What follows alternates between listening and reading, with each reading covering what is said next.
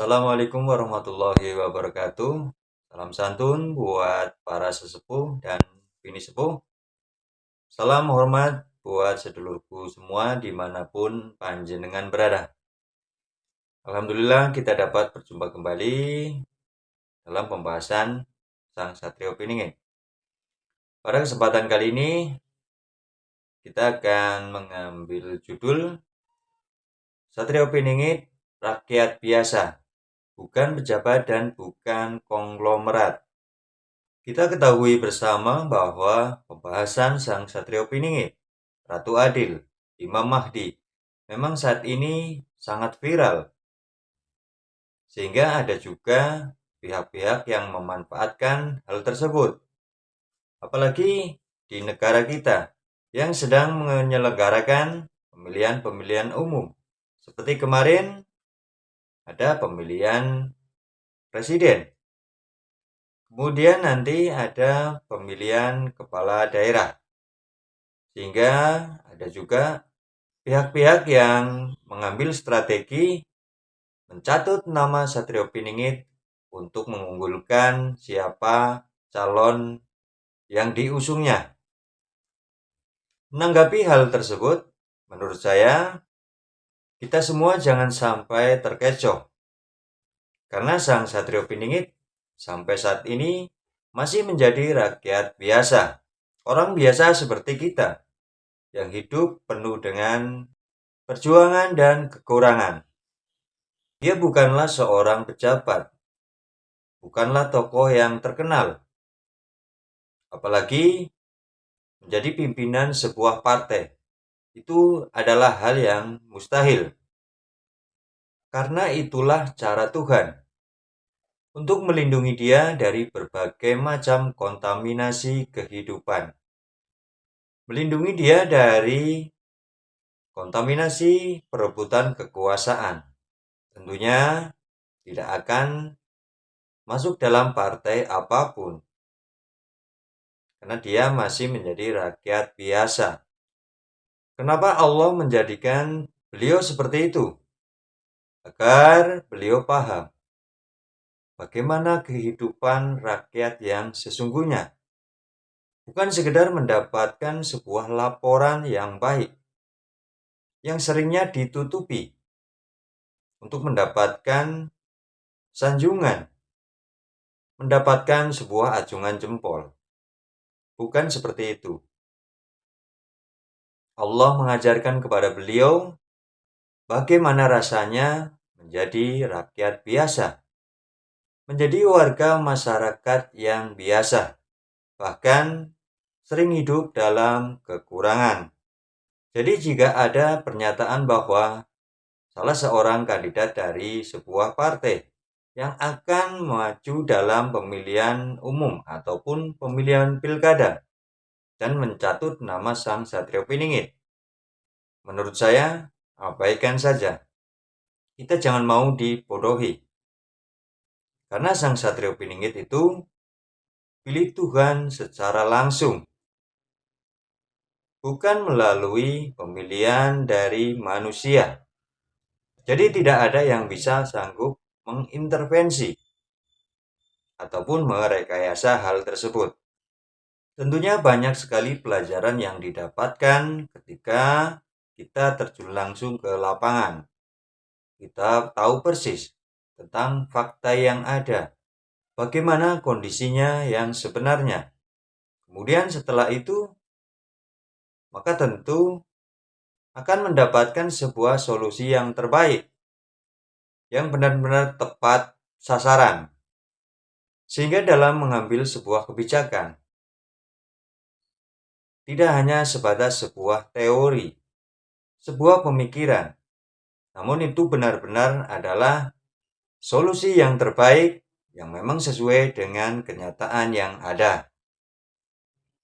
Menurut saya itulah salah satu kelebihan Sang Satrio Piningit ataupun Ratu Adil yang insya Allah nantinya akan memimpin negeri ini, akan membuat sebuah kebijakan-kebijakan yang benar-benar bisa memakmurkan rakyatnya, bukan malah sebaliknya, membuat sebuah kebijakan yang dianggap baik, namun ternyata menyengsarakan rakyatnya sendiri. Hanya menguntungkan bagi mereka-mereka kalangan pengusaha dan kalangan atas. Dan justru menekan rakyat-rakyat kecil atau rakyat-rakyat biasa. Kemudian banyak hikmah yang didapatkan oleh beliau. Ketika beliau ditakdirkan atau diperjalankan menjadi rakyat biasa terlebih dahulu, apakah akan mengumpat takdir? Ataukah malah justru bertambah syukur? Karena ujian kita sebagai manusia, baik dalam keadaan lapang maupun susah, dalam keadaan kaya ataupun miskin, dalam keadaan kelebihan ataupun kekurangan, sesungguhnya yang dibutuhkan adalah rasa syukur. Rasa syukur kita kepada Tuhan atas apa yang telah dianugerahkan kepada kita semuanya. Karena rasa syukur itu ada dan timbul dalam diri kita bukan karena kaya miskinnya, namun dari pemahaman kita, dari kelapangan hati kita, dan dari seberapa jauh kita memahami takdir Allah, dan seberapa dekat kita mengenal Allah atau ma'rifatullah. Karena kita bisa lihat di sekitar kita, banyak orang kaya yang tidak bersyukur atas apa yang mereka dapatkan.